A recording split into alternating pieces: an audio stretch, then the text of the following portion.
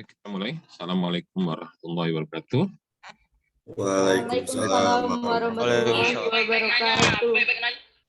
Sudah absen di e-learning? Hah?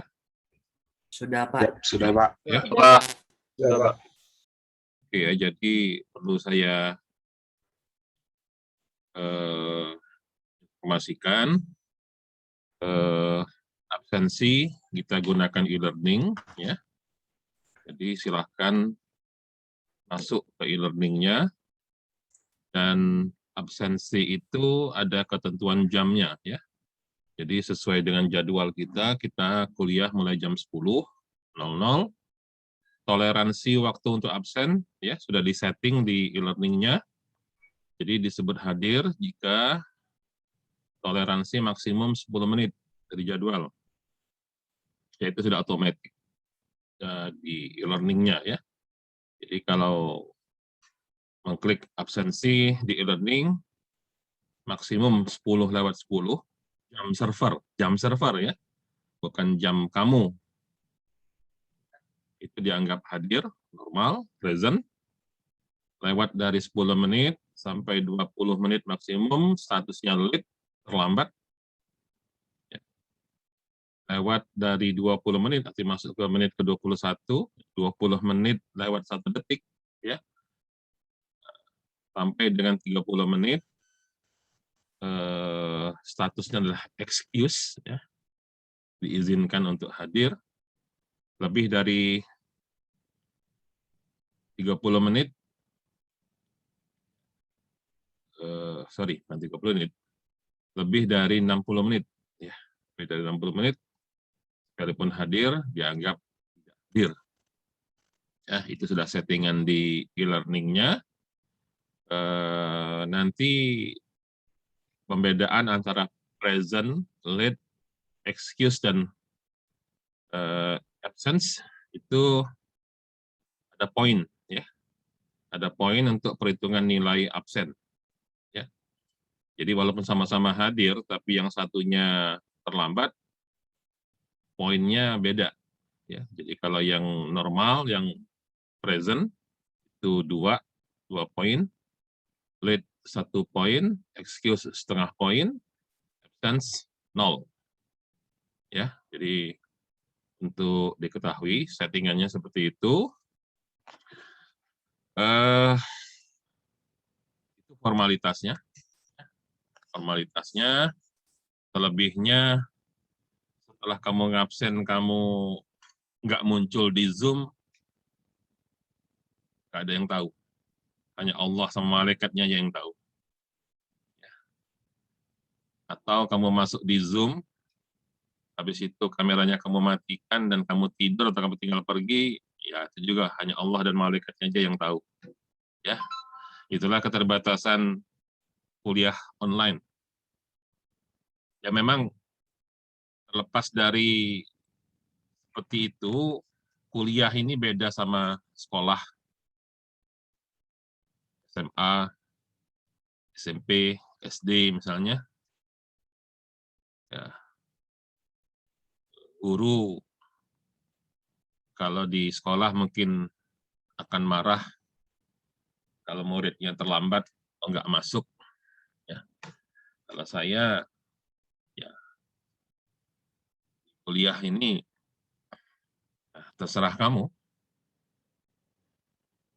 Kalau dulu saya marah kalau ada mahasiswa terlambat karena mengganggu saya.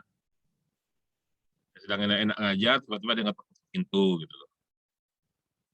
Lebih lagi kalau kelas di Fasilkom itu, pada umumnya ya, pada umumnya, walaupun nggak semua ruangan, pada umumnya pintu tuh di depan. Jadi artinya kalau ada orang keluar masuk itu pasti melewati tempat dosen. Nah, itu yang kadang-kadang bikin marah kalau ada orang-orang terlambat. Bikin kesal sebenarnya, ganggu.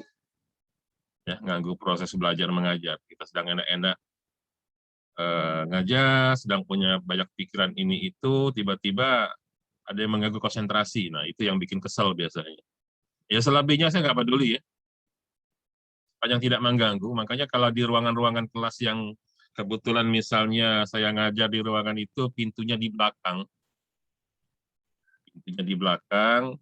ya paling-paling saya ngelihat ada orang masuk, ada orang keluar, tapi nggak ganggu gitu ya. Terserah. Bahkan saya lebih suka ada mahasiswa masuk dalam kelas, absen, duduk pojok paling belakang, habis itu dia tidur. Jangan ngorok aja tidurnya. Kalau ngorok ganggu juga gitu. Tidur karena dia nggak ganggu orang lain gitu. Timbang yang gerasa-gerusu, lempar-lemparan kertas, nah, itu ganggu orang lain yang mau belajar itu. Lebih baik pulang aja gitu. Atau kalau perlu nggak usah masuk gitu. Nah, jadi kuliah ini agak beda dengan ketika kamu sekolah, ya. Suka-suka kamu lah. Kembali kepada kesadaran diri masing-masing, mau belajar benar-benar apa mau suka-sukanya aja, ya terserah. Dan sekali lagi, di awal kuliah ini saya ingin menyampaikan, bagi saya nggak ada perbedaan antara satu kelas saya kasih nilai A semua, atau satu kelas saya kasih E semua gitu ya. Orang 60 nggak lulus semua, itu nggak memperburuk citra saya sebagai dosen. Ya, sebaliknya juga, satu kelas orang 70, orang 80 saya kasih nilai A semua, nggak membuat saya jadi tersanjung gitu. Terserah kamu. Kamu mau dapat A yang A berisi atau A hanya nilai A, tapi isi kepalanya kosong.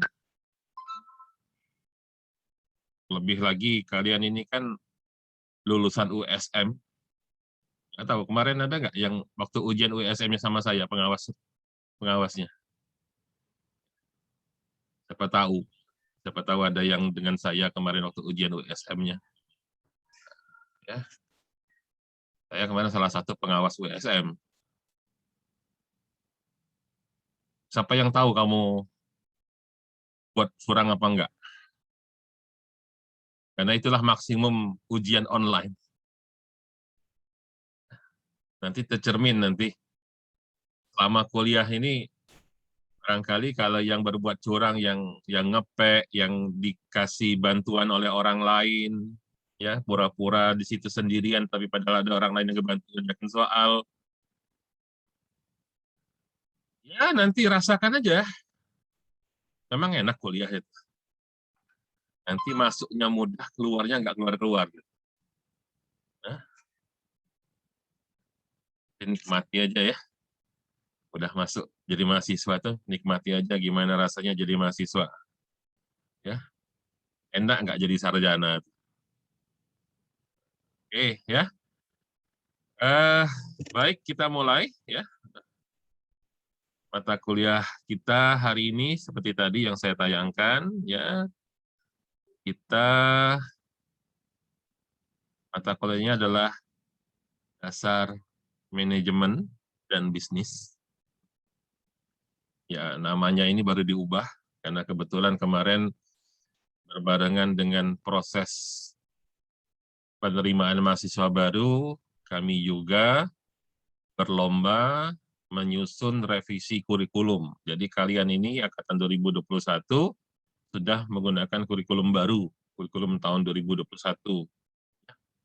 Walaupun sebenarnya belum di SK-kan. Nah, kalau dulu nama mata kuliah ini hanya dasar manajemen saja, nggak ada bisnisnya. Sekarang ditambahin dasar manajemen dan bisnis. Bahannya bertambah, tapi yang konyolnya SKS-nya berkurang. Ya, dulu dasar manajemen itu 3 SKS, sekarang hanya tinggal 2 SKS. Ya. Cuman sebagian bahan kamu itu dipecah ya. Nanti di semester 2 ada mata kuliah manajemen strategis. Ada mata kuliah manajemen strategis. Nanti di semester 5 ada manajemen strategis sistem informasi. Jadi ini ada 3 mata kuliah dasar yang sambung menyambung ya. Jadi ingat ini dasar manajemen dan bisnis, sambungannya manajemen strategis, sambungannya lagi nanti manajemen strategis sistem informasi. Jadi perlu saya jelaskan, ini ada rangkaian, ya, ada rangkaiannya sehingga kalau kamu nggak paham di sini, ke depannya akan blunder. Oke, itu just info tentang mata kuliah kita. Ya, saya nggak menghadiri acara PK2 mahasiswa baru, ya karena kemarin saya sibuk sedang training online, ya. Jadi saya tidak mengikuti kegiatan di kampus penerimaan mahasiswa baru. Ya, mungkin yang belum tahu, saya pikir ya baru sekarang kalian kenalkan, ya, nama saya Muhammad Ihsan Jamba, ya. Satu saya teknik elektro, saya angkatan generasi tua, ya. Saya dulu dia angkatan tahun 86. Makanya saya masih pakai gelar insinyur. Ya. Kalau yang baru-baru tamat sudah pakai ST, sarjana teknik. Jadi dari gelarnya kelihatan saya generasi lama gitu. Tua. Saya pakai insinyur. Jadi saya teknik elektro dulu S1-nya. Kemudian S2 saya adalah IT Management, Information Technology Management, dan juga saya punya MM juga. Jadi alhamdulillah saya S2-nya ada 2. Saya pernah sempat S3 tapi nggak selesai karena ya saya lebih memilih pulang dulu ke Palembang ngurus anak dulu sekolah ketimbang saya sekolah gitu.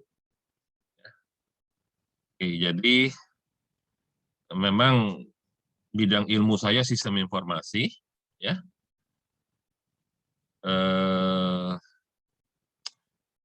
Namun saya lebih cenderung pada penerapan sistem informasi atau ilmu komputer ke dalam manajemen. Ya. Saya nggak tahu kemarin ketika PK2 ada informasi apa yang diberikan kepada kalian sebagai mahasiswa baru. Seharusnya saya nggak tahu, mudah-mudahan sudah dijelaskan. Mudah-mudahan ketika PK2 dijelaskan apa itu sistem informasi. Ya.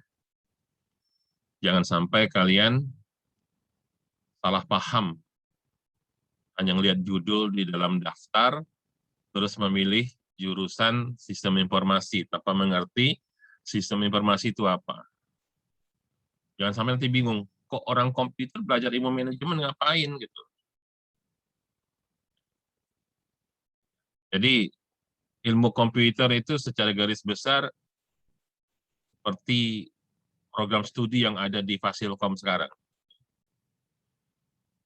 Ada bidang ilmu komputer itu yang namanya, kalau dalam bahasa Inggris ya, sesuai dengan kurikulum originalnya, itu ada yang disebut dengan computer engineering. Ya, computer engineering. Kalau kita terjemahkan dalam bahasa Indonesia, teknik komputer.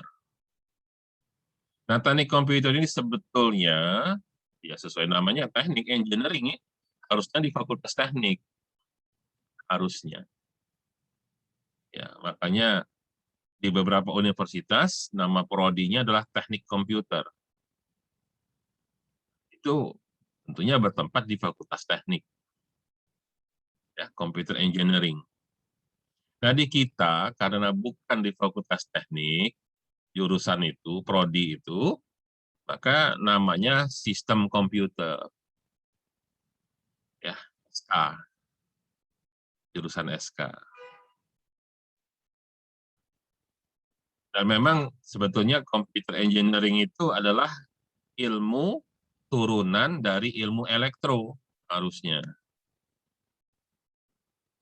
Oke, ya, itu yang pertama. Yang kedua, ada yang namanya computer science. Kalau diterjemahkan bahasa Indonesia adalah ilmu komputer.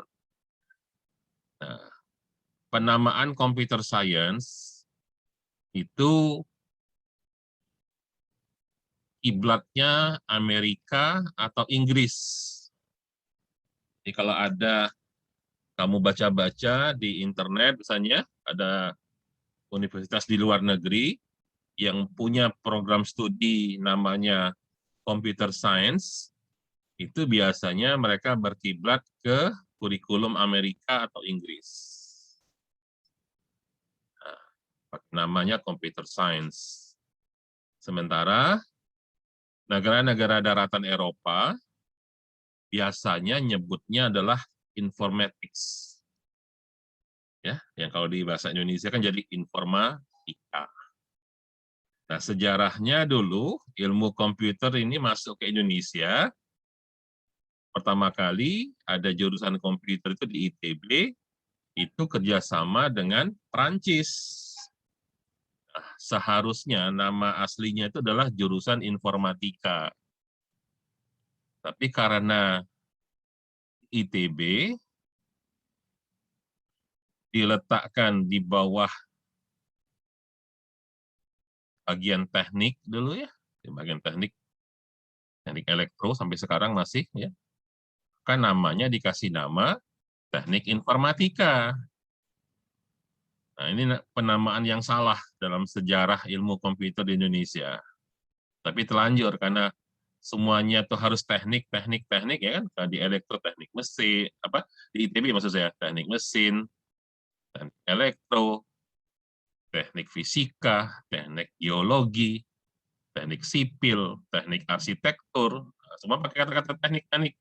Akhirnya informatika pun pakai nama teknik informatika. Kita ini, yang jurusan informatika kita ini kiblatnya ITB. Maka ngikutin seperti itu. Nah, sekarang sudah mulai ada pembenahan berdasarkan SK Menteri Pendidikan, nama yang benar itu informatika saja. Makanya di UI, Universitas Indonesia, mereka nggak pakai nama teknik informatika. Mereka pakai nama program studi ilmu komputer. Itu terjemahan dari computer science.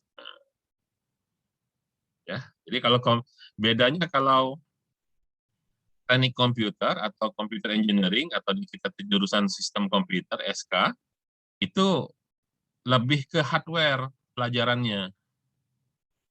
Lebih ke hardware.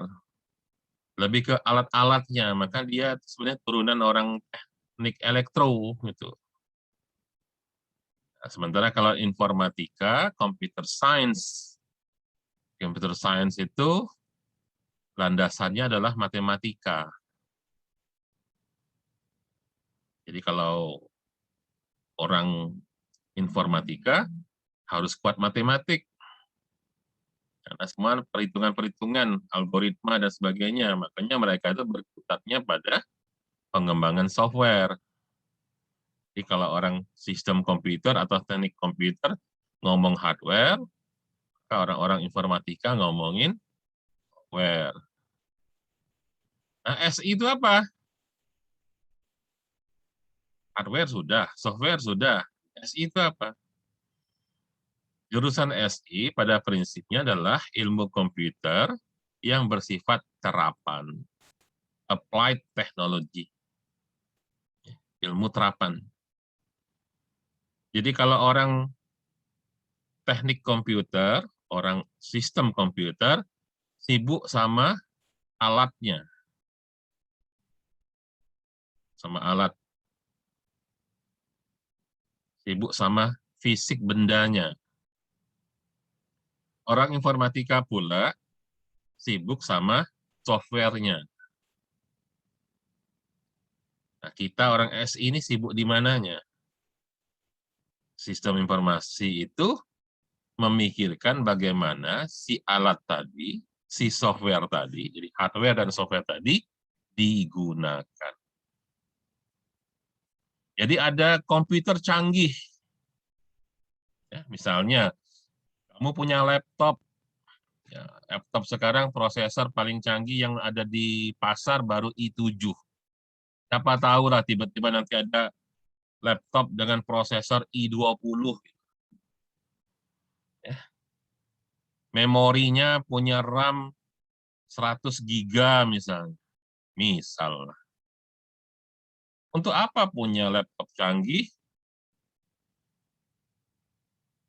Untuk apa punya software yang hebat, yang intelijen, kalau ternyata komputer itu cuma dipakai untuk ngetik misalnya.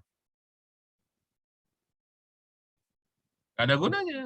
Bukan nggak ada gunanya sih, gunanya rendah sekali maksudnya, bukan nggak ada gunanya.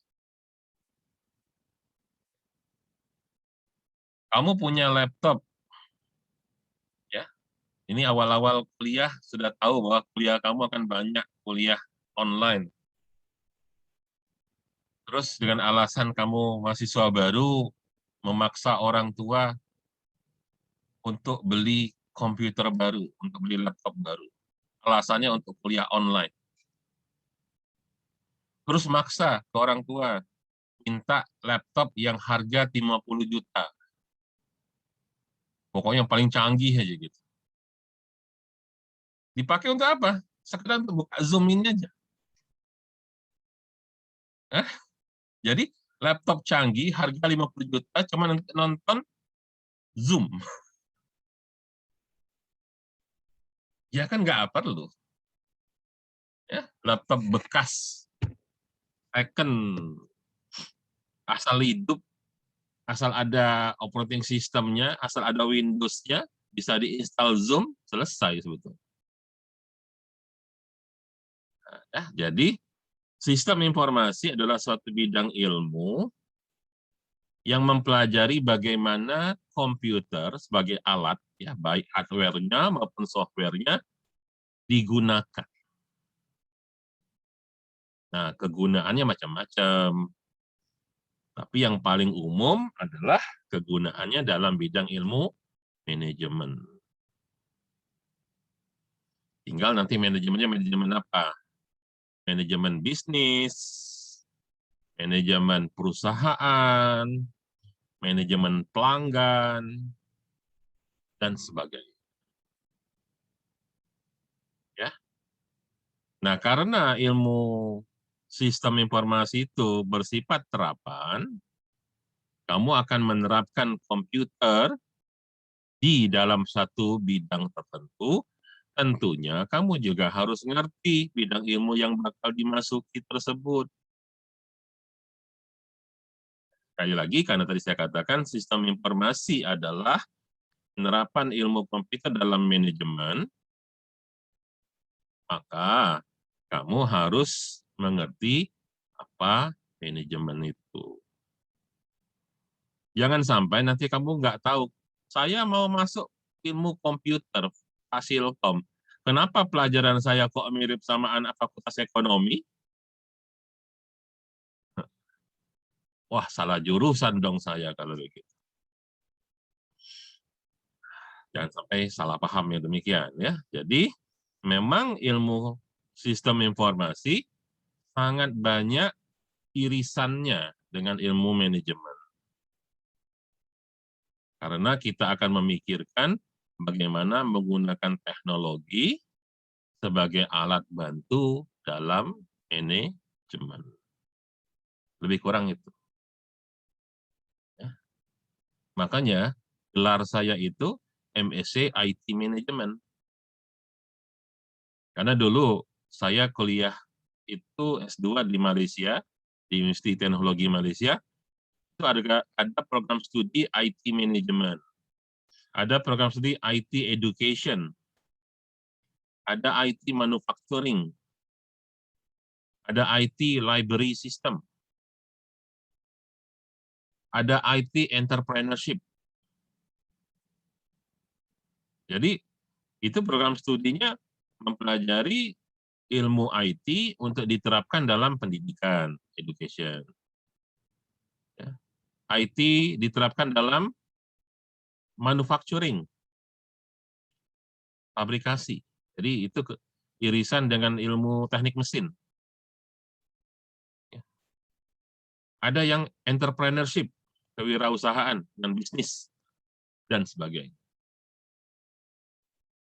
Ya, itu sebab sekarang di Universiti Teknologi Malaysia sudah berapa tahun ya? Mungkin ada 2 tahun lebih, ini mau masuk tahun ketiga sekarang. Fakultas Ilmu Komputer di Malaysia, di Universiti Teknologi Malaysia, itu dibubarkan.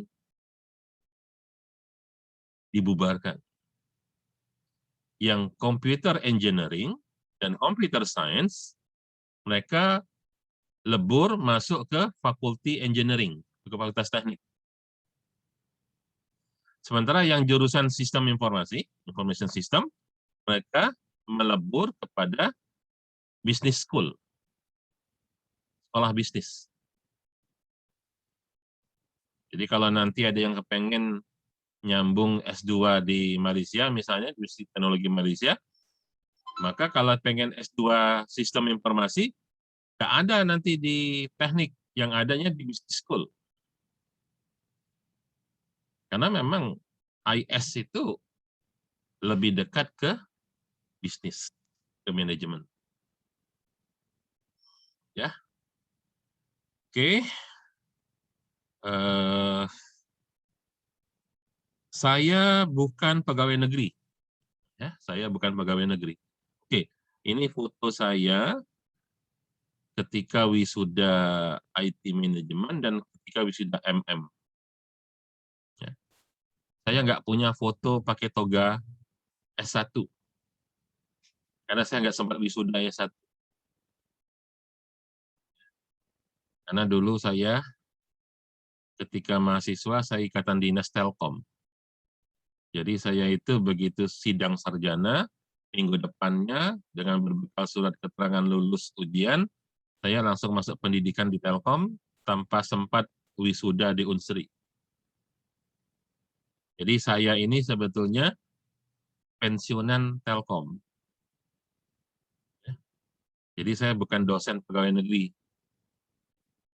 Jadi dulu saya kerja di Telkom, 18 tahun saya kerja di Telkom, terus saya pensiun, ya, dan setelah pensiun saya jadi dosen tetap di Unsri, tapi non PNS, saya bukan PNS. Jadi itu sejarahnya kenapa saya nggak pernah punya foto pakai toga Unsri, toga S1. Ya. Jadi pengalaman saya 18 tahun kerja di Telkom. Awal-awalnya saya orang teknik karena saya teknik elektro. Ya. Saya lama di Surabaya, 8 tahun saya di Surabaya. Kemudian saya pindah sempat ke Medan sebentar, terus ke Palembang, Telkom Sumatera Selatan. Ya. Kemudian balik ke Medan lagi tahun 2004. Ya. Nah, di sini kalau lihat pengalaman kerja saya, separuh masa kerja saya orang teknik, separuh masa kerja saya orang manajemen. Ya. Karena memang saya S1-nya elektro, maka saya kerja di bagian teknik awalnya. Ya. Kemudian sampai saya S2 di Malaysia, pulang S2 di Malaysia, saya dengan gelar S2 IT Management, ya, MSc IT Management, saya nggak jadi orang teknik lagi. Saya malah jadi orang marketing. Ya. Maka saya sempat jadi Officer 1 Sales, ya, untuk Telkom Regional Sumatera. Ya. Kemudian saya promosi jadi manajer marketing di Batam. Ya. Kemudian saya pindah lagi jadi manajer bisnis performance di Palembang, ya, Telkom Sumatera bagian selatan. Kemudian saya pindah ke Jakarta, ke kantor pusat. Ya, saya jadi senior officer mikro demand untuk wilayah Indonesia Barat. Sampai dengan akhir September 2011 saya pensiun. Ya, sejak itu saya jadi dosen setelah saya pensiun.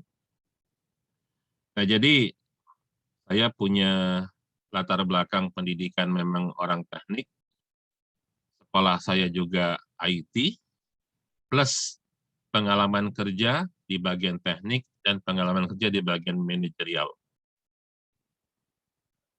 Ya, itu sekilas tentang siapa saya untuk perkenalan kita. Ya, baik ya, itu kita lanjutkan dengan materi awal ya.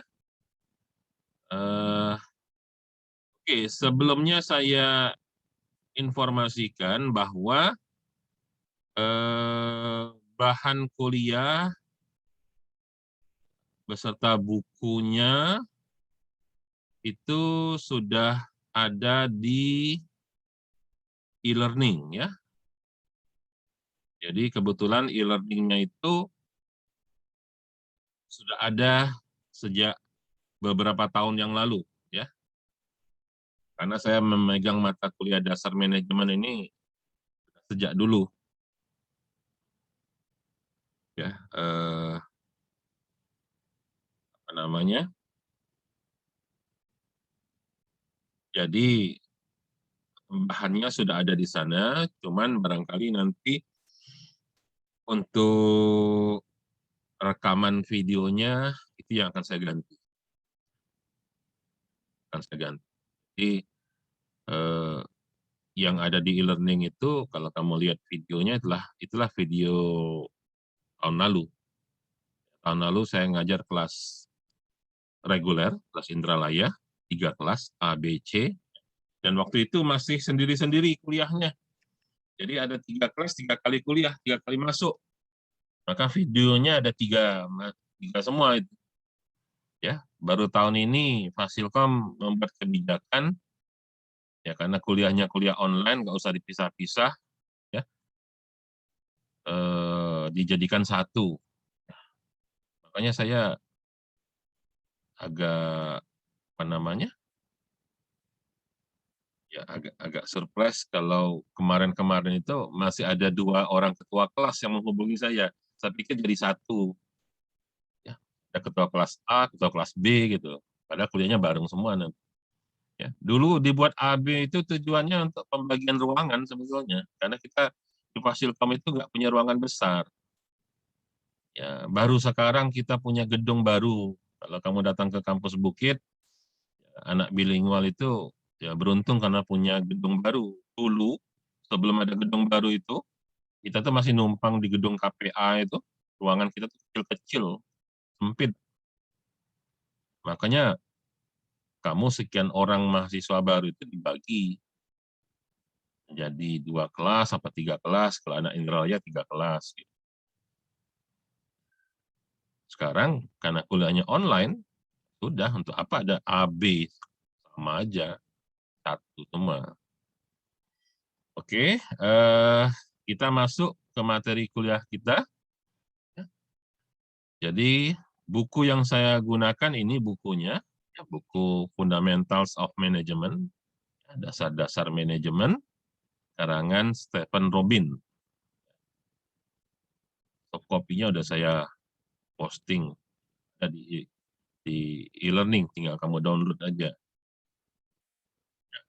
Termasuk PowerPoint juga sudah ada di sana. Silakan di-download, pelajari, dibaca lagi. Jadi selama perkuliahan, saya akan menjelaskan, dan untuk itu tugas kamu adalah ya merangkum diri. Yang penting silahkan. Untuk detailnya, baca di buku. Dan sekali lagi saya katakan, kuliah ini nggak sama dengan seperti sekolah. Ya. Jangan nanti, Pak, belum dijelasin itu artinya kamu yang wajib melanjutkannya. Dosen hanya akan menjelaskan yang pokok-pokoknya aja, selebihnya dalam sendiri. Selebihnya baca lagi dari dalam buku. Oke ya, kita akan mulai dari bab 1. Judul bab 1-nya Managers and Management. Ini memberikan sebuah introduction, ya, pengenalan tentang mengapa kita harus belajar ilmu manajemen? Oke, kita mulai dengan organisasi. Secara umum, apa sih yang dimaksud dengan organisasi?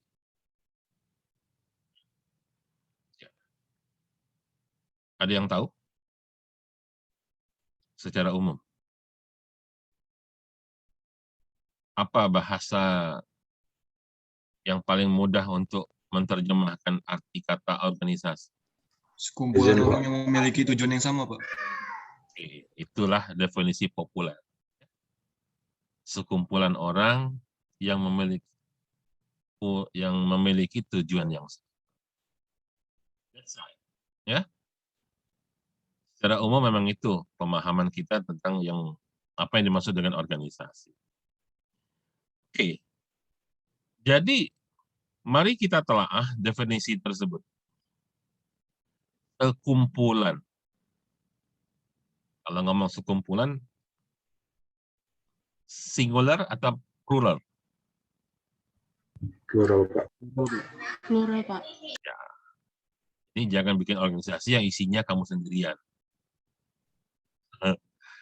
Itu satu.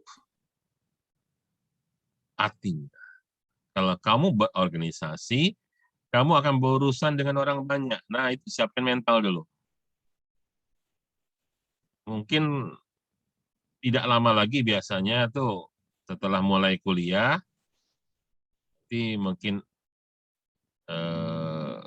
pertengahan September biasanya, atau awal-awal Oktober, biasanya BEM itu sudah mulai aktif biasanya. Tapi nggak tahu nih kalau yang semenjak COVID ini kegiatan BEM itu bagaimana ya? Kalau dulu ya biasanya itu begitu sudah mulai normal kuliah, Agustus sudah lewat, mulai masuk September akhir biasanya udah pada rame kampus, nah mulai BEM itu banyak kegiatan. Mungkin di situ nanti kamu baru ditawarkan ya. Ada kegiatan BEM, ada kegiatan himpunan jurusan, ada kegiatan namanya BO ya. BO itu Badan Otonom, organisasi mahasiswa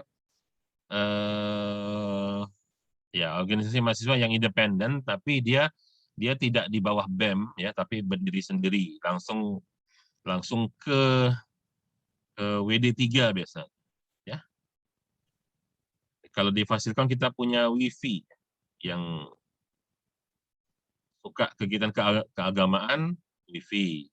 Kemudian ada FASCO ya, Fasilkom Community, itu biasanya kegiatannya banyak tentang akademik ya, mau riset, penelitian, pokoknya yang gitu-gitulah. Nah, kebetulan saya juga salah satu pembina Badan Otonom Mahasiswa. Saya pembina Intel. Intel tuh Ilkom English Lover. Jadi kalau yang ingin ikut klub bahasa Inggris, nanti silahkan gabung di Intel. Ya. Kita sekarang lagi persiapan. Ya, ini pengurus Intel lagi persiapan. Kita ada event tahunan. Rencananya nanti sekitar November. FIF, ya, Fasilkom English Festival. Itu acara tahunannya Intel. Kita bikin lomba-lomba. Ya. Kalau dulu-dulunya kegiatan itu selalu bersifat lokal. Ya. Kemudian diperluas jadi regional. Kita ngundang orang Lampung, Bengkulu, Jambi. Ya. Tahun lalu kita buat nasional. Tahun lalu. Ya. FIF-nya itu ngundang peserta dari seluruh Indonesia. Kenapa? Karena online. Tahun lalu. Gara-gara COVID ini kita bisa bikin acara online ya. Jadi FIF itu ada 3 lomba utamanya. 1 debates, 2 newscaster, pembaca berita, 3 Apa ya? Lagi lupa saya.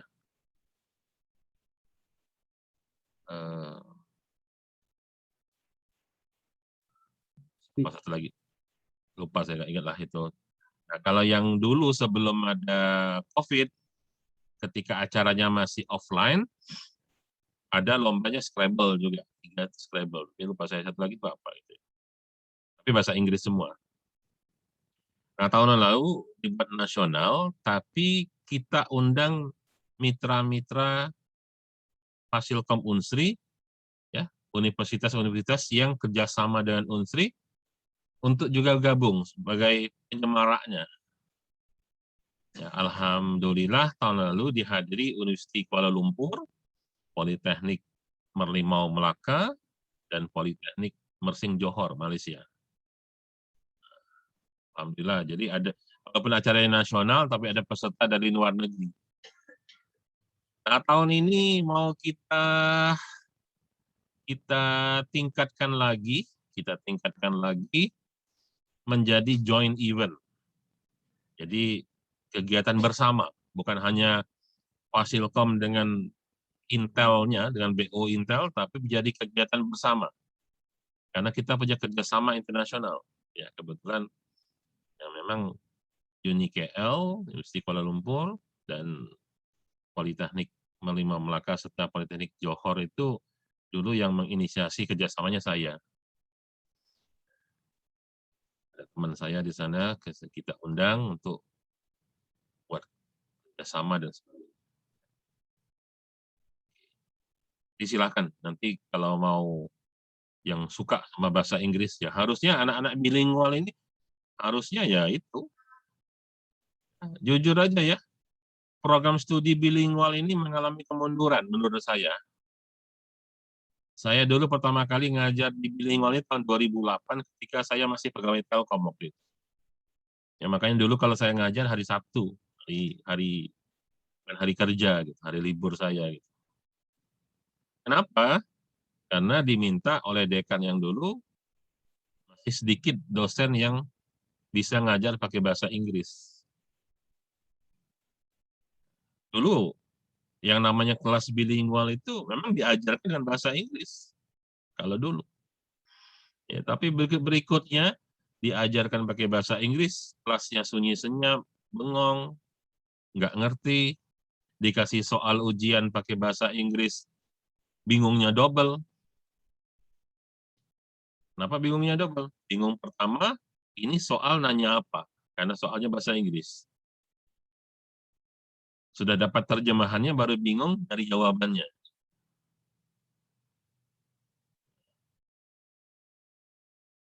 Jadi akhirnya terpaksa kita ngikuti kondisi, ya saya masih bertahan bahwa slide saya bahasa Inggris.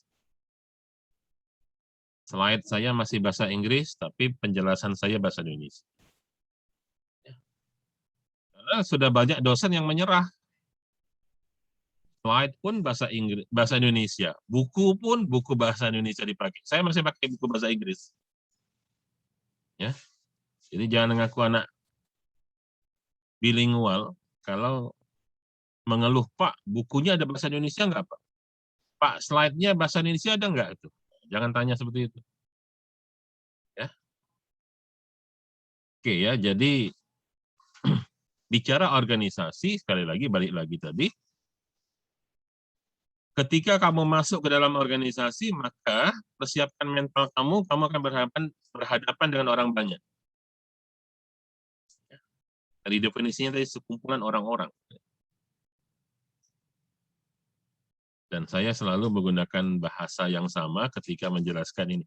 Ingat ya, ini sekumpulan orang-orang, ya. Orang. Bukan sekumpulan bro.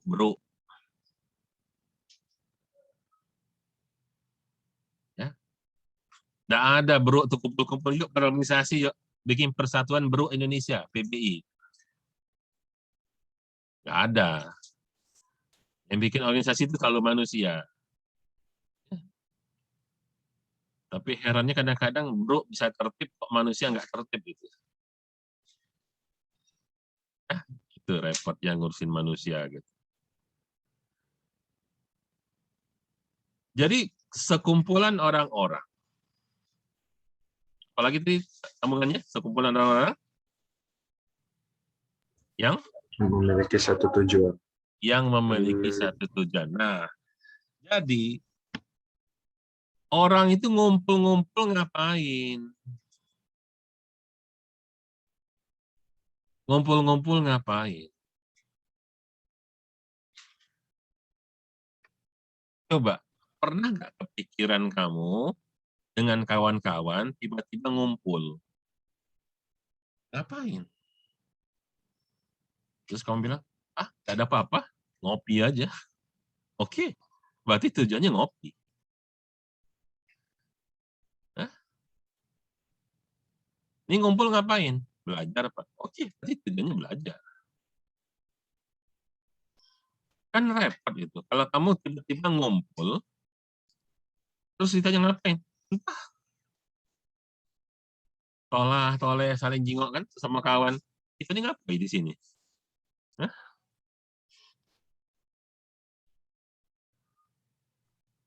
Satu. Ngumpul itu ada tujuan. Dan yang tidak kalah penting, nggak cuman sekedar bahwa kita punya tujuan, nggak begitu. Tidak sekedar punya tujuan. Yang jauh lebih penting lagi adalah kita punya tujuan yang sama. Ya. That's the most important you should understand. Bahwa kita punya tujuan yang sama. Itu sebab jika Anda punya tujuan yang berbeda, nggak usah ngumpul.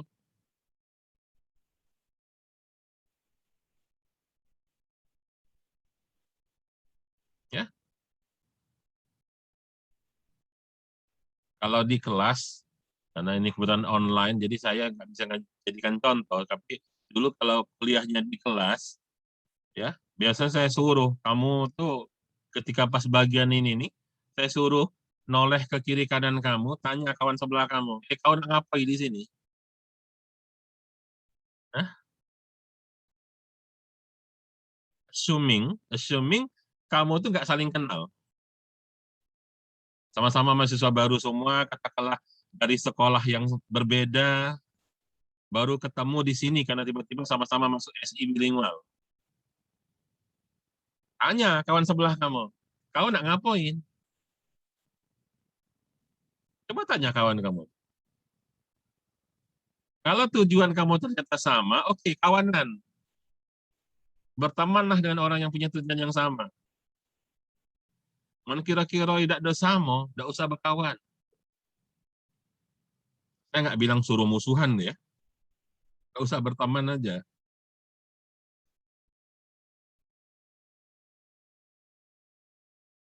Kau nak kemana? Aku nak jadi sarjana. Kau nak nyari jodoh. Nah, sudah. Kita tidak sama. Atau nanti, kalau kamu udah punya pasangan, sebelum Ionian nak akad nikah, tanya lagi. Tanya benar-benar. Jangan nyesal kaget. Ya. Berarti kamu tuh kalau menikah, sama saja kamu tuh akan sepakat membentuk organisasi yang namanya keluarga. Tanya dulu sama lanang pacar tuh, apa tujuan kau kawin sama aku? Itu juga sebaliknya, yang laki-laki tanya perempuan tuh, apa tujuan kau kawin sama aku? Man si kok ngajak ke surga, si kok ngajak ke neraka, udah ketemu jalan kita. Ya, batal kemana? Ya. Kira-kira tidak cocok, lain apa? Tujuan kita. Karena kalau lain tujuan, maka jalannya pun akan lain nanti, nggak sama. Makanya orang itu kalau berorganisasi, kalau sudah beda tujuan, nggak usah ribut-ribut. Kalau orang di partai, lihat ya partai-partai, kadang-kadang sesama anggota partai ribut. Ya sudah, bisa ribut-ribut lah. Pisah aja, bikin partai baru, selesai. Ya. Karena udah jelas, beda tujuan kok. Ya, jadi organisasi adalah sekumpulan orang-orang. Satu. Dua, yang memiliki tujuan yang sama. Jadi nggak sekedar tujuan, tapi harus tujuan yang sama. Karena dia punya tujuan yang sama, maka orang-orang itu akan bersama-sama berusaha. Coba catat dan garis bawahi kalimat yang saya sebutkan tadi. Definisi organisasi, sekumpulan orang-orang. Poin pertama. Poin kedua, punya tujuan yang sama. Punya tujuan yang sama. Poin ketiga, bersama-sama berusaha mencapai tujuan. Jadi, sekalipun punya tujuan yang sama, tapi yang berusaha cuma satu, ngapain yang satu lagi?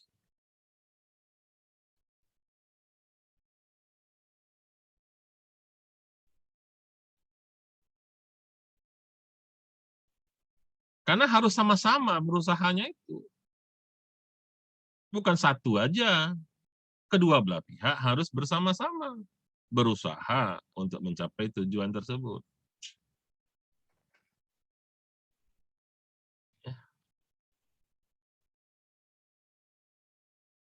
Biasanya dalam organisasi itu, ya, coba nanti kalau insya Allah kalau COVID ini sudah segera hilang, kita sudah bisa beraktivitas secara offline lagi di kampus misalnya.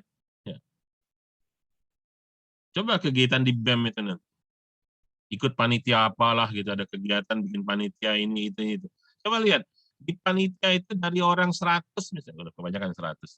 Satu panitia itu katakanlah orang 20 lah. Yang benar-benar kerja berapa? Yang benar-benar berusaha. Biasanya kalau bikin panitia itu pas bagi nasi bungkus rame, komplit, 20 orang hadir semua. Pas giliran begawainya, tinggal 3. Jadi yang harus kita pahami ketika bicara organisasi, pertama, organisasi adalah kumpulan orang. Dua, organisasi itu punya tujuan yang sama. Tiga, tujuan yang sama itu diusahakan bersama-sama untuk dicapai.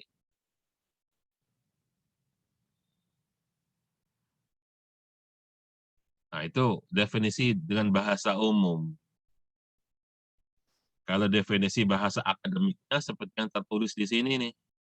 Apa itu organisasi? Organisasi adalah a systematic arrangements. Bahasanya keren kan?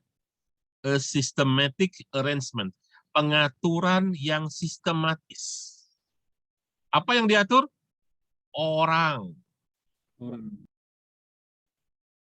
Systematic arrangement of people. Untuk apa ada systematic arrangement terhadap people itu? Brought together, membawa mereka bersama-sama. Brought together. Siapa yang dibawa? Ya orang-orang tadi. Brought together, dibawa bersama-sama. Jadi ketika punya tujuan yang sama, maka ada sebuah aturan, ada arrangement yang sistematis yang dapat menggiring semua orang bersama-sama. Kemana? To accomplish, untuk menyelesaikan, untuk meraih some specific purpose. Beberapa tujuan-tujuan tertentu. Sampai di sini bisa dipahami ya. Baik bahasa umum tadi maupun bahasa akademiknya nih. Nah, keren kan bahasa akademiknya itu kan? Systematic arrangements. Pengelolaan yang sistematis terhadap orang-orang untuk dibawa bersama-sama mencapai tujuan tertentu. Definisi ini berlaku untuk semua jenis organisasi. Kita tahu bahwa organisasi ada dua macam. Organisasi ada dua macam. Ada organisasi profit, ada organisasi non-profit. Organisasi profit itu disebut dengan organisasi bisnis. Yang non-profit, ya, yang tidak mengejar keuntungan. Oke, sampai di sini bisa dipahami apa yang dimaksud dengan organisasi. Nah, dari sini kita bisa pahami bahwa ada 3 unsur penting. Ya, tadi sudah saya garis bawahi, sudah saya sebutkan berulang-ulang. Pertama, adanya tujuan. Yang kedua, ada struktur, karena tadi ini adalah pengaturan yang sistematis, ya. Systematic arrangement. Ya. Systematic arrangement artinya apa? Sesuatu yang terstruktur. Ya. Dan yang ketiga, yang diatur itu siapa? People. Bukan beruk.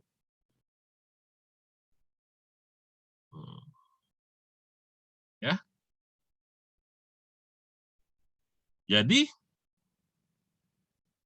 inilah 3 hal penting dalam sebuah organisasi. Ada tujuan, jelas, dari mana mau kemana. 2, ada strukturnya. 3, ada orang, ada anggotanya. Jangan sampai mengaku punya organisasi, tapi ditanya, ini organisasi untuk apa?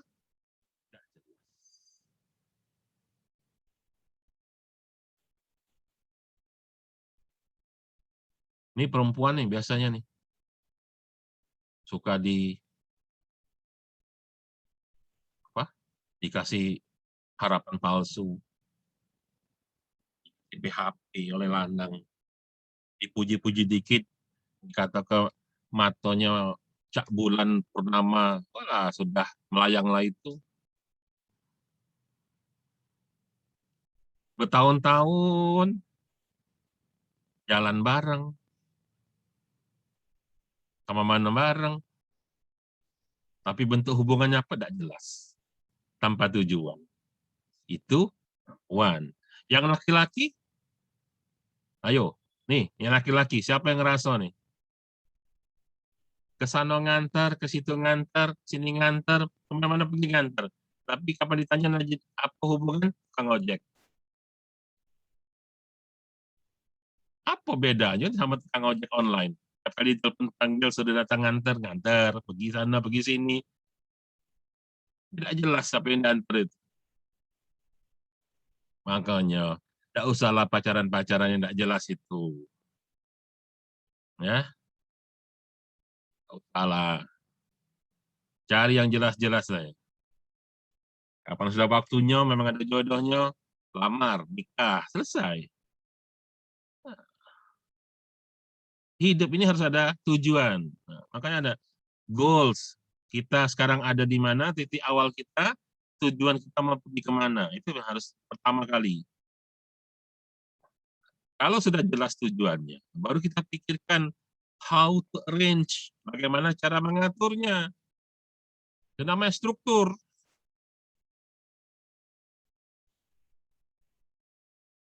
Tapi yang paling penting lagi juga, tidak kalah pentingnya, setelah punya tujuan dan punya struktur, ada orangnya. Jangan punya cita-cita, punya harapan nanti nikah akan begini. Oh, nanti kalau menikah akan bentuk keluarga yang sakinah, mawaddah, warahmah, ya, punya anak 5, punya rumah bagus. Mana calonnya? Ada enggak uangnya? Kaget sudah cita-cita macam-macam, tujuannya ini, uangnya enggak ada. Di 3 hal ini memang nggak bisa dikatakan mana yang paling penting. 3-tiganya harus ada semua. Ada tujuan, ada struktur yang jelas, dan ada anggotanya, ada orangnya. Itulah organisasi. Oke, ya. Sampai di sana mudah-mudahan bisa dipahami tentang apa makna dari organisasi. Nah, ketika kita melihat ke dalam sebuah organisasi tentang orang tadi, bahwa dalam organisasi ada orangnya, ada anggotanya, maka kita akan melihat ada dua kelompok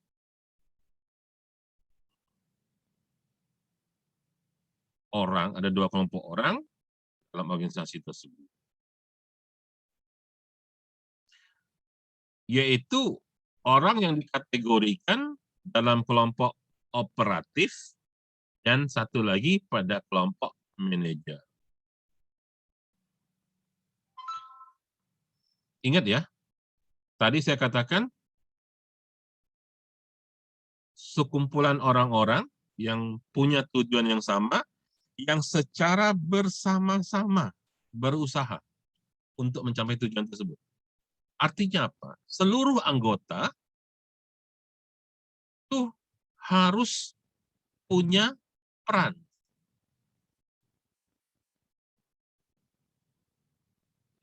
Harus punya peran, seluruhnya.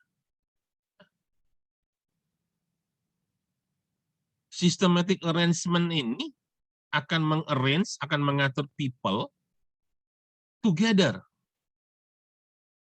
Artinya apa? Nggak ada yang kerja, sementara yang lainnya tidur. Enggak. Itu yang saya contohkan tadi. Bukan seperti bikin panitia, 20 orang, pas giliran bagi nasi bungkus, hadir semua, pas giliran kerja, yang kerja cuma 3 orang. Enggak begitu. Harus semuanya. Ya. Nah, sehingga ada orang yang bekerja, dia bekerja. Semua orang bekerja. Tapi ada orang yang bekerja, punya job, punya tugas. Job or task. Ya. Dia punya pekerjaan atau dia punya tugas. Tapi dia nggak punya tanggung jawab untuk ngurusin kerja orang lain. Dia kerja, dia punya tugas, ya, tapi dia sibuk mengerjakan tugas dia sendiri. Dan dia nggak punya kewajiban ngurusin kerjaan orang lain. Itu disebut dengan kelompok orang operatif.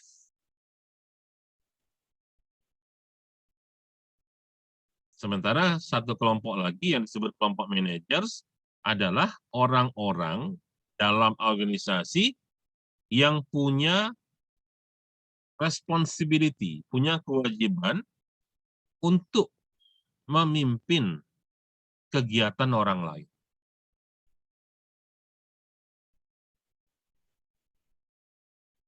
Ya. Jadi kalau kita masuk dalam sebuah kepanitiaan, dalam panitia itu ada 20 orang, seyogyanya 20-20-nya bekerja semua. Tapi ada yang bekerja sendiri, nggak perlu memperhatikan kerjaan orang lain, yang penting tugas dia apa, dia kerjakan. Di sisi lain, ada beberapa orang yang tugasnya adalah memimpin kegiatan orang lain. Yang manajer.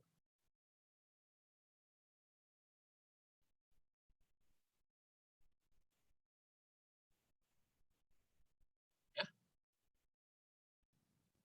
Jadi, kalau kita lihat dalam struktur organisasi, orang-orang yang ada dalam organisasi tadi akan diletakkan pada posisi-posisi tertentu yang lebih kurang kalau kita susun, dia seperti piramida ini.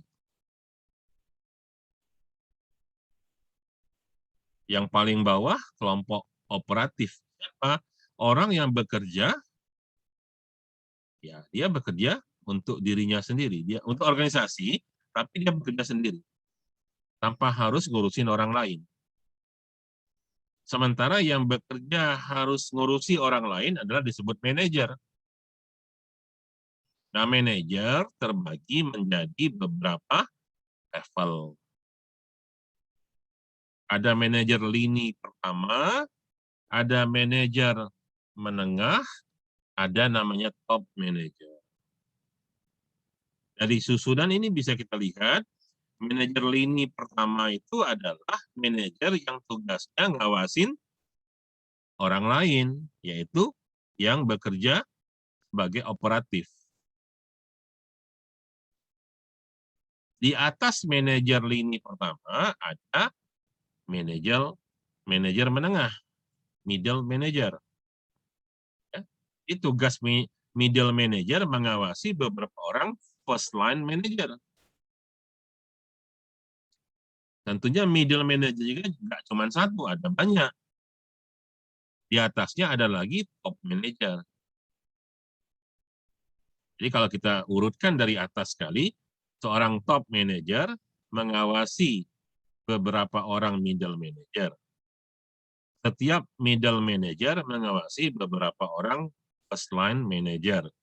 Dan setiap first line manager akan mengawasi pegawai bagian operatif. Ya, jadi kalau dalam kepanitiaan, top manager ketua panitia. Sama wakil ketua lah, top itu. Middle itu siapa? Kepala bagian. Kepala bidang misalnya. First line itu siapa? Kepala seksi misalnya. Judulnya ada kepala semua itu. Operatif siapa? Ya anggota panitia.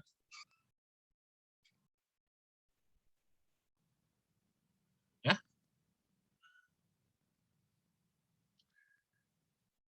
Ini ya, sudah saya jelaskan apa itu 3 jenis manajer tadi ya.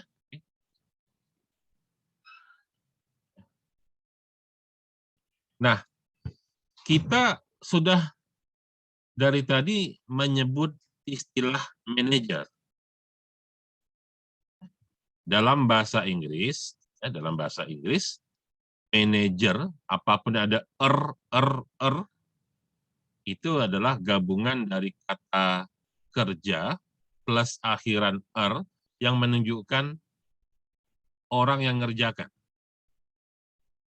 Play, bermain. Player, orang yang bermain.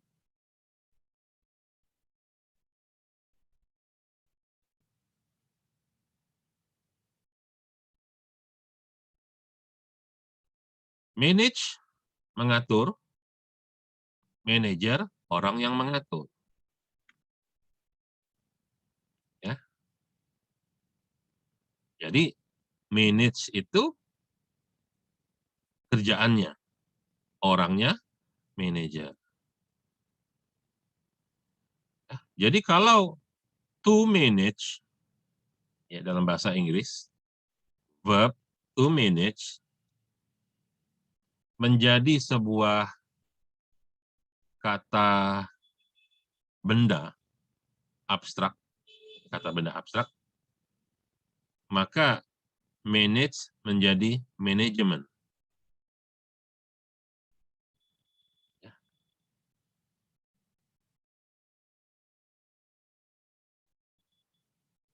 Jadi sekali lagi, saya ulang dari depan, ada organisasi. Kapan ada organisasi? Jika ada orang-orang berkumpul bersama-sama, punya tujuan yang sama, mau berusaha bersama-sama.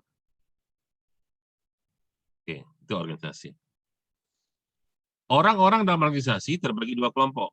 Ada kelompok yang mengatur, kerjanya ngatur kerja orang lain. Yang satu lagi kelompok orang yang kerja tapi tidak mengatur. Semuanya bekerja sih, tapi yang satunya kerja untuk kerjaannya sendiri, yang satu kerja untuk mengatur orang lain bekerja. Orang yang bekerja mengatur orang lain untuk bekerja namanya manajer. Nah, pekerjaan mengatur orang lain bekerja itu namanya manajemen.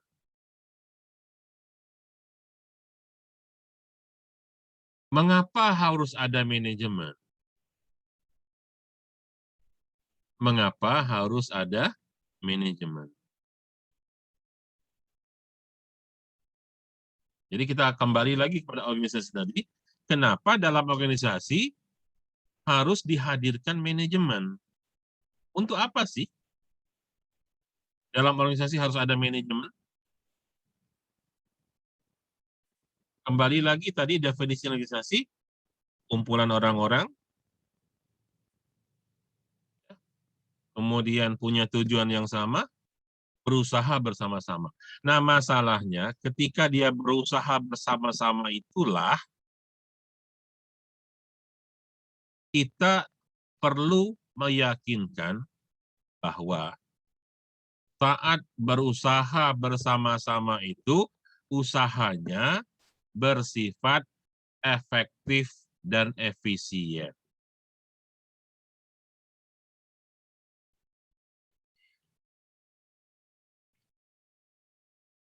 Ya, jadi ketika berusaha bersama-sama, kita ingin usaha itu efektif dan efisien sebab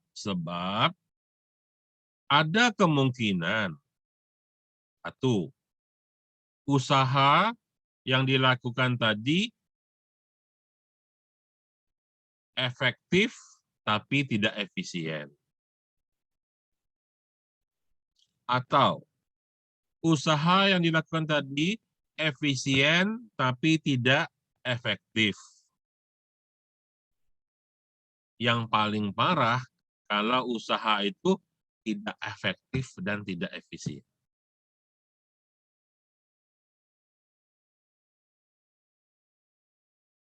Saya ulangi ya.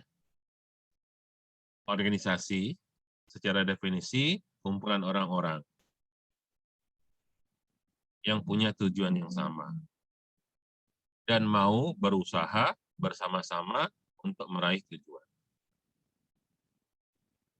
Pas bagian berusaha bersama-sama itu, ya, di bagian yang berusaha bersama-sama itu ada 3 kemungkinan bisa terjadi. Usahanya itu bisa efektif tidak efisien, bisa efisien tidak efektif, dan yang paling parah tidak efektif tidak efisien. Nah, 3-tiganya kita nggak mau. 3-tiganya nggak mau. Yang kita mau apa? Efektif dan efisien. Apa artinya? Efisien saya pikir jelas, secara bahasa kita mudah memahami. Arti kata efisien itu, bahasa gampangnya tuh hemat energi. Kalau ngomong energi. Kalau ngomong harga, serendah mungkin, semurah-murah. Atau yang lebih umum, kalau kita pakai bahasa ekonomi secara umum, yang disebut efisien apa? Menggunakan sumber daya seminimal mungkin dengan hasil yang semaksimal mungkin. Itu definisi ilmu ekonomi. Resource minimum, hasil maksimum. Itu efisien.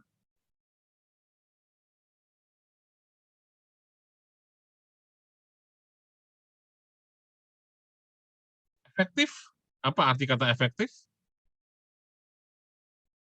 Secara umum, efektif itu kita terjemahkan tercapai tujuan. Efektif.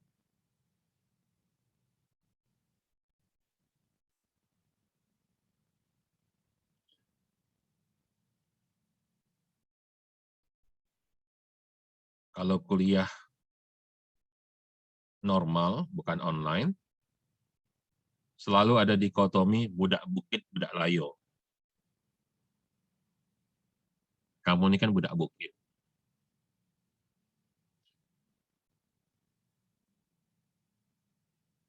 Bisa jadi, budak bukit itu tidak pernah ke kampus layo. Dan biasanya, satu-satunya kesempatan mahasiswa bukit ke layo itu adalah ketika PK2. awal kuliah, karena PK2 biasanya di kampus Indralaya. Nah sekarang kamu ini PK2 pun online, nanti kamu kan tidak ke kampus Layo. Kira-kira kamu nih tahu tidak jalan ke Layo tuh bagaimana?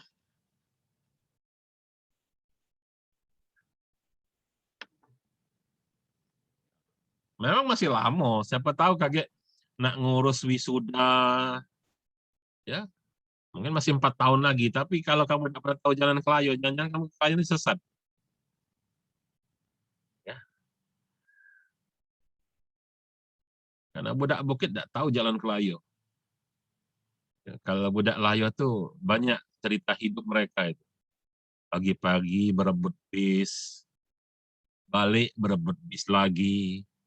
Kalau sekarang udah ada jalan tol, Layo lemak. Kalau dulu pakai macet-macetan, ada truk terbalik, sudah macet.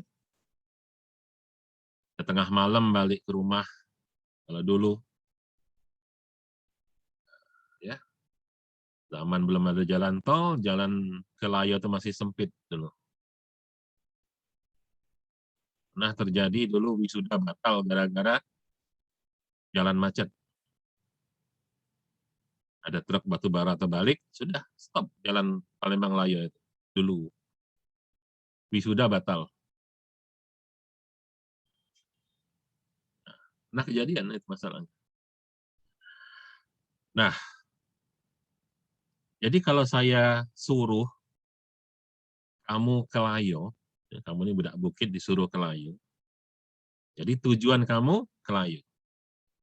Karena kamu nih budak bukit, terus kamu ngumpul-ngumpul. Nah ini nih, orang-orang ngumpul. Ngumpullah kamu orang 20, orang 50. Kita ke Layo bareng-bareng yuk. Nah, kan ngumpul. Secara bersama-sama punya tujuan yang sama. Tujuannya apa? Ke Layo.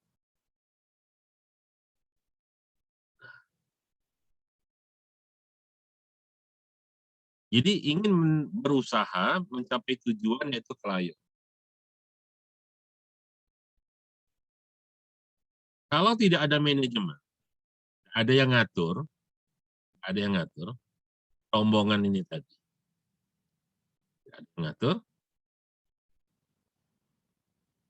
Mungkin kalau nasib baik ke Layo itu setengah jam nyampe. Nasib baik. Kalau tidak ada yang ngatur, tapi nasibnya baik, setengah jam nyampe. Ya. Kalau kurang baik nasibnya, ada yang 3 hari tidak nyampe. Atau nyampe sih, tapi seminggu. Bayangkan, ke Layo seminggu. Ngapa?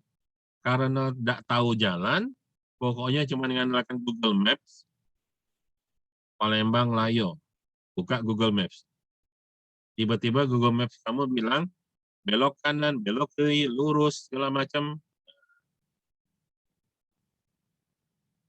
Ternyata jalan yang kami ikuti dari Palembang, katakanlah dari Bukit Besak lah ya, dari Bukit Besak mengarah ke kilometer 5. Kilometer 5 lurus sampai ke Alang-Alang Lebar.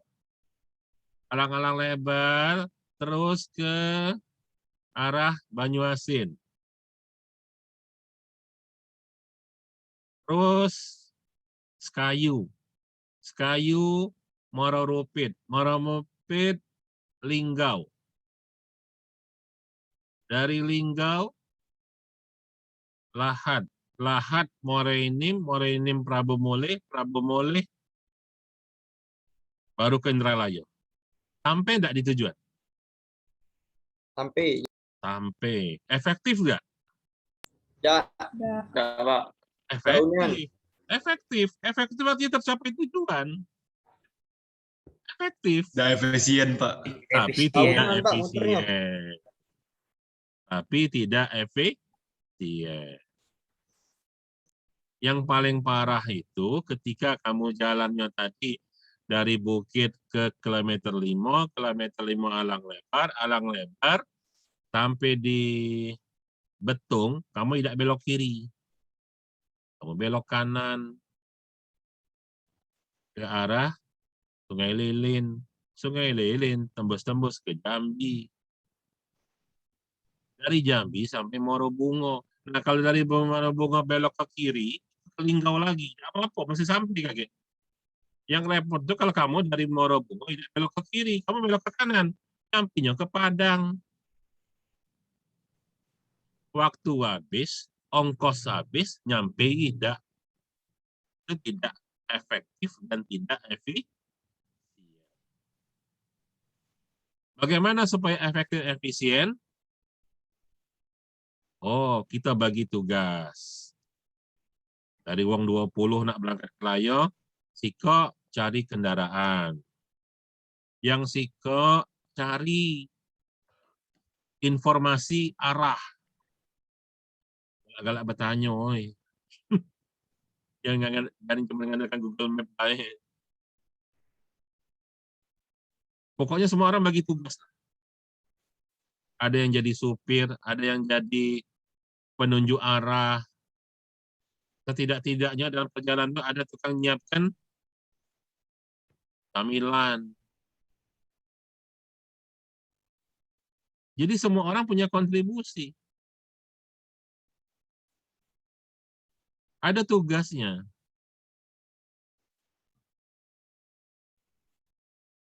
Nah, disinilah pentingnya hadir yang namanya manajemen.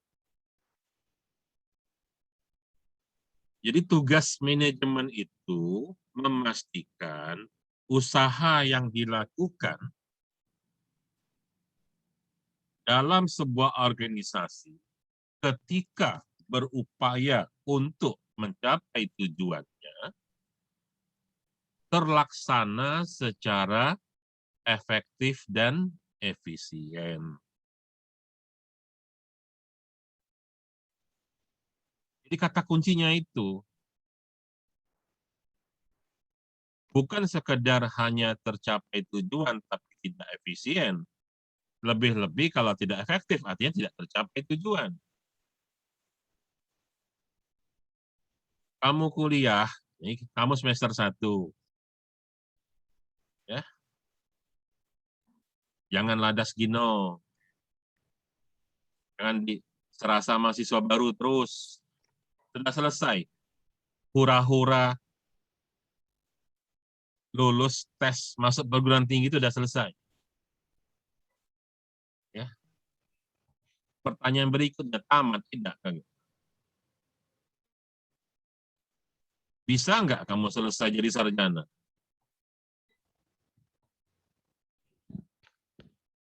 Kuliah, tujuannya apa? Ya, makanya. Karena tujuan kamu bakal efektif dan efisien nggak? Kurikulum 8 semester. Oke? Sudah ya dijelaskan kemarin di PK2? Kurikulum kamu itu 8 semester. Dan itu kalau kamu cerdas, itu bisa diselesaikan 7 semester. 3,5 tahun.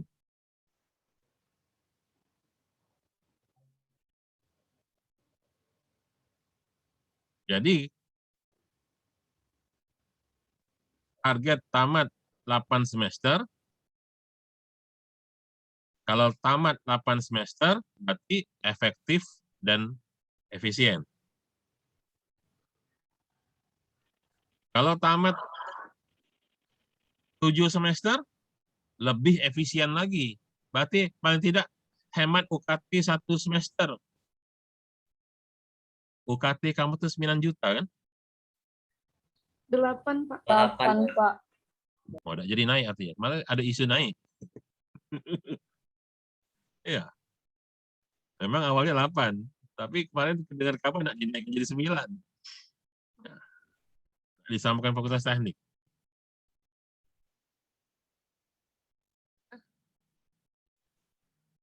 Sekarang tinggal pilih.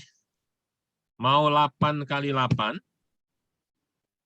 Berapa 8 kali 8? 64 juta. Baru UKT-nya aja itu. Belum yang lain-lain loh ya. Atau mau 7 kali 8? 7 kali 8, Pak. Kalau ngomong keinginan sih boleh ingin, tapi tercapai udah usahakan itu. Insya Allah, Pak. Ngomong insya Allah Pak. boleh. Boleh insya Allah, tapi kenyataannya tidak sedikit yang 10 semester. Tidak sedikit yang 10 semester. Ya, kamu punya jatah tuh 10 semester. Coba lihat NIM kamu itu. 09, 01, 3, 8, 21, 26. Ya. 09 tuh fakultas kita, nomor urut 9, Fasilkom. 01 tuh jurusan SI. 3, NIM kamu tuh 3 itu adalah USM, kode untuk masuknya USM. Jadi kalau 1 SN, 2 SB, nah kamu 3 USM. 8 itu bulan Agustus. Jadi kamu jadi mahasiswa terhitung bulan Agustus. 21 tahun 2021 tahun masuk. Jadi bulan 8 2001 itu masuk kamu. Tanggal masuk terhitung 1 Agustus 2021. Berikutnya 26. 26 itu adalah maksimum kamu tamat. Jadi kalau masuknya terhitung Agustus 1 Agustus 2021, maka batas kamu kuliah 31 Juli 2026. 5 tahun, 8 semester, 10 semester, maksimum. Aturannya, kalau lewat 31 Juli 2026, kamu DO aturannya. Ya. Tapi banyak mahasiswa yang sampai sekarang sudah lewat batas jatah 10 semester, masih ngajukan permohonan perpanjangan. Ada sampai semester 11, ada semester 12. Jadi kalau dia tamat semester 12, semester 11, kalaupun dia tamat, sudah tentu tidak efisien lagi. Ya. Kamu sekarang sejak 2014, angkatan 2014, maksimum 5 tahun. Nah, kalau 2013 ke bawah, itu 7 tahun. Kebayang nggak? Bayar UKT 14 semester. Banyak yang seperti itu. Dan yang lebih konyolnya lagi, sudah sampai semester ke-10 DO. Nah, sudah ngabisin duit banyak, DO. Artinya dia tidak efektif.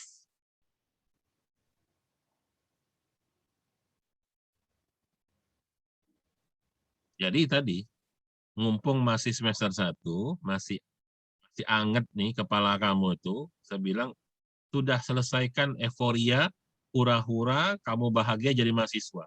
Lolos tes masuk perguruan tinggi selesai. Next berikut, target berikutnya adalah tamat. Jadi sarjana. Sekarang gimana manajemen kamu mengelola usaha kamu untuk tamat itu efektif dan efisien?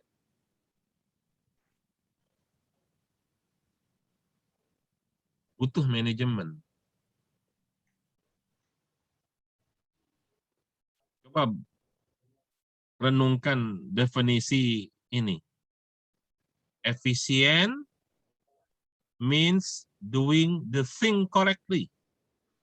Efisien itu artinya apa? Artinya melakukan sesuatu secara benar. Jadi kalau efisien itu caranya yang benar. Efektif melakukan sesuatu yang benar.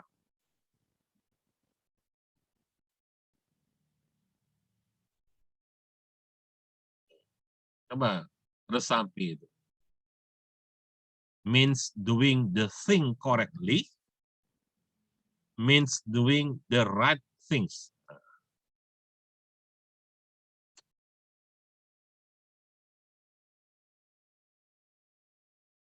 Jadi manajemen itu hadir untuk seperti itu.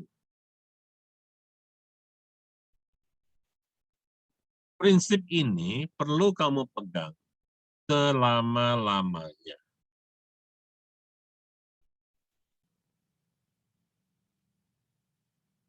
Tadi saya menyinggung di awal bahwa sistem informasi pada prinsipnya adalah penerapan ilmu komputer ke dalam ilmu manajemen. Oke. Sekarang, pikirkan bagaimana sebuah sistem informasi, penggunaan teknologi komputer dapat membuat pekerjaan dalam manajemen menjadi efektif dan efisien.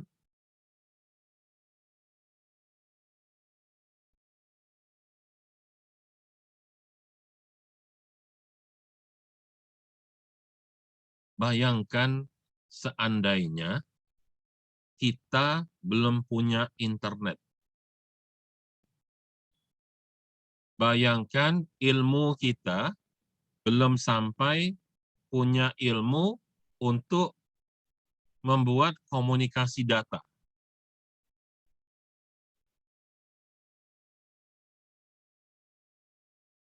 Ketika wabah COVID datang dan kita dipaksa stay at home, nggak keluar rumah, dan kita nggak punya aplikasi, sistem informasi, apa yang terjadi? Sekolah tutup, kampus tutup, semua tutup. Kira-kira bisa nggak kamu kuliah?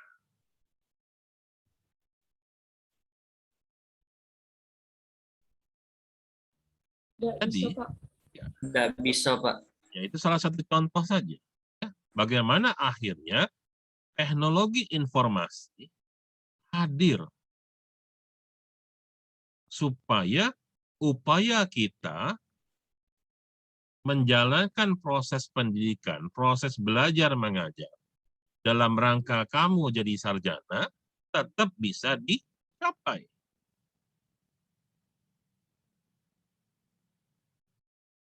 Ini contoh, salah satu contoh bagaimana penerapan teknologi IT dalam makna penerapan sistem informasi ke dalam sebuah proses.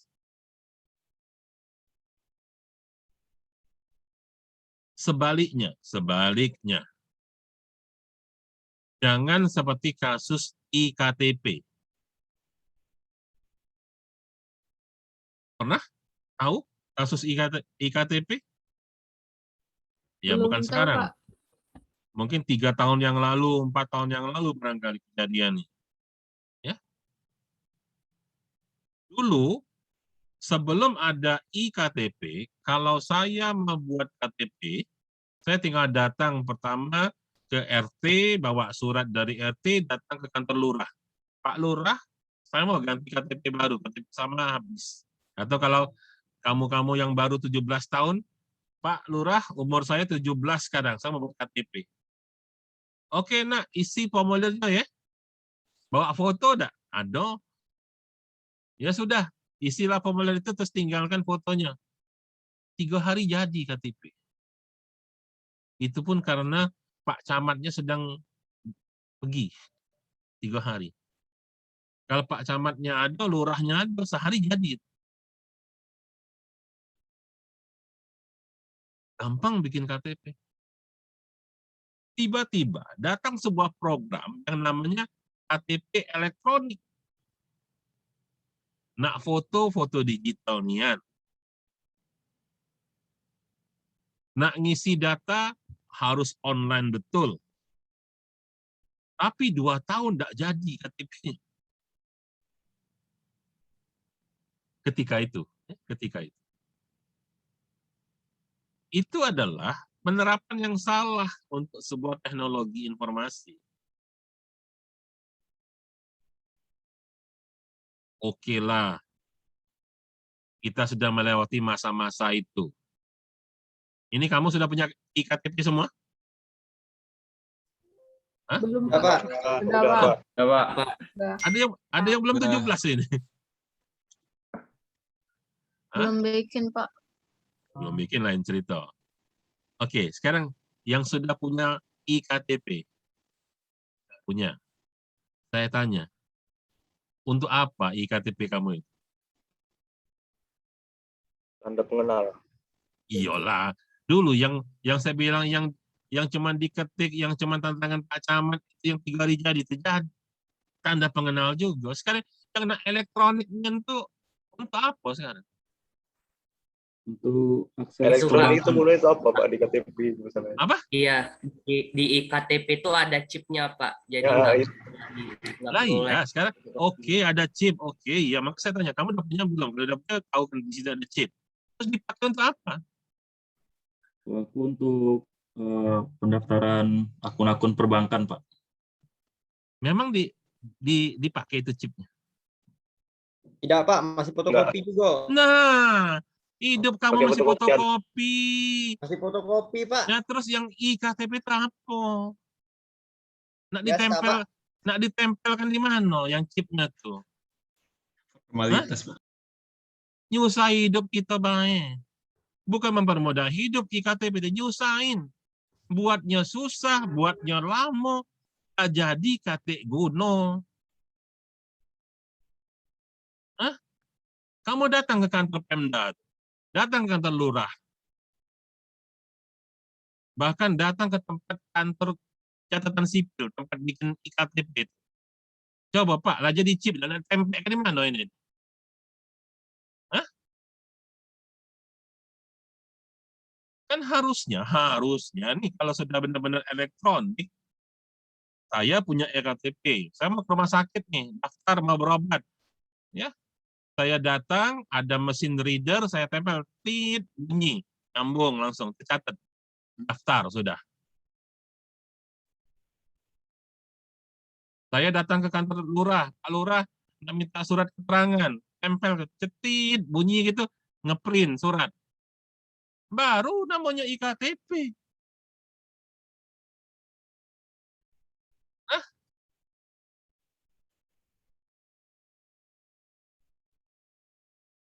Jadi sekali lagi, kamu jadi orang sistem informasi, pastikan nanti ya, dalam dunia nyata kamu, ketika kita menerapkan sebuah sistem informasi, sistem itu akan mempermudah kita mencapai tujuan.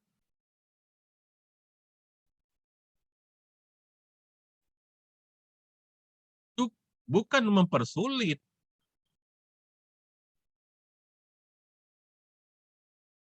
Kemana-mana butuh KTP fotokopi. Butuh KTP fotokopi. Terus yang elektroniknya mana?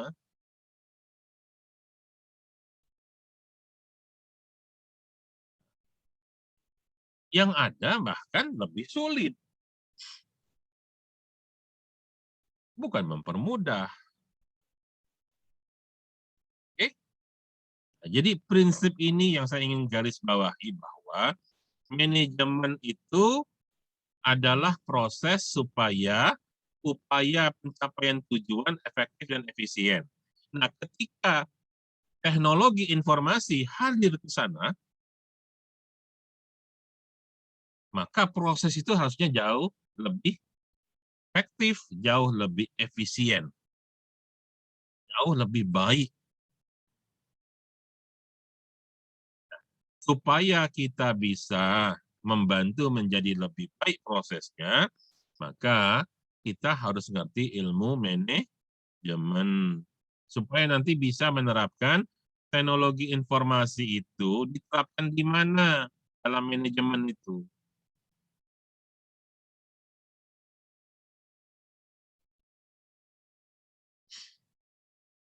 Ya. Tinggal nanti kita mau mencari titik keseimbangan antara efektif dan efisiennya di mana. Karena biasanya dua hal ini saling take and give.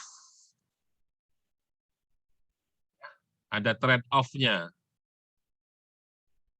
Ketika efisiensi lebih diutamakan, biasanya efektivitas menurun. Begitu juga sebaliknya, ketika kita mengejar efektivitas, biasanya efisiensi harus agak kita korbankan. Nah, disinilah tantangannya, challenge-nya, di mana kita bisa mencari titik temu dari kedua hal tersebut. Nah, inilah yang nanti menjadi bidang ilmu yang akan kita pelajari selanjutnya. Bagaimana kita berhadapan dengan manajemen, ya, di mana manajemen itu adalah proses-proses untuk membantu pencapaian tujuan. Mau diutamakan di bagian mananya. Ya.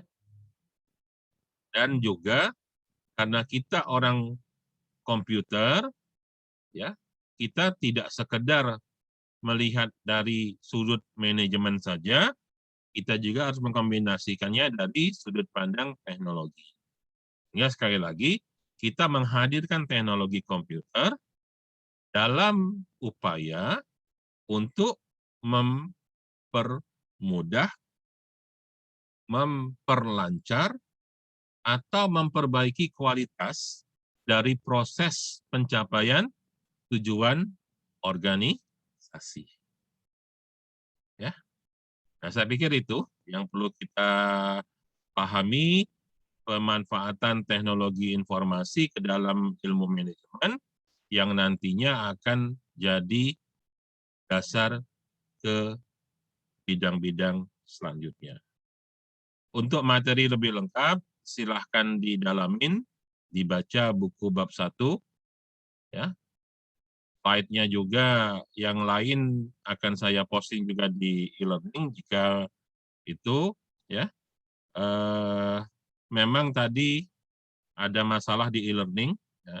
Jadi e-learningnya sempat bermasalah, makanya tadi saya sempat minta dihentikan dulu login tadi, ya. Nanti akan diperbaiki lagi, ya. Mudah-mudahan setelah itu bisa di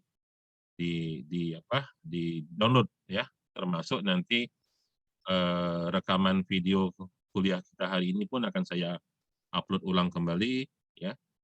Silahkan dilihat, ya. Dan untuk videonya itu karena biasanya filenya besar, tidak bisa diupload secara langsung ke e-learning karena keterbatasan memori e-learning. Videonya akan saya upload dulu ke YouTube, ke channel YouTube saya. Nanti linknya saya masukkan di e-learning. Jadi ketika kamu mengklik, larinya ke YouTube, ya. Silahkan nanti di-subscribe channel YouTube-nya untuk dapat materi yang lebih lengkap lagi. Jika perlu materi-materi tahun yang lalu juga masih bisa ditonton. Oke, kalau gitu kita akhiri kuliahnya untuk hari ini. Terima kasih atas perhatiannya. Assalamualaikum warahmatullahi wabarakatuh. Waalaikumsalam Waalaikumsalam warahmatullahi wabarakatuh. warahmatullahi wabarakatuh.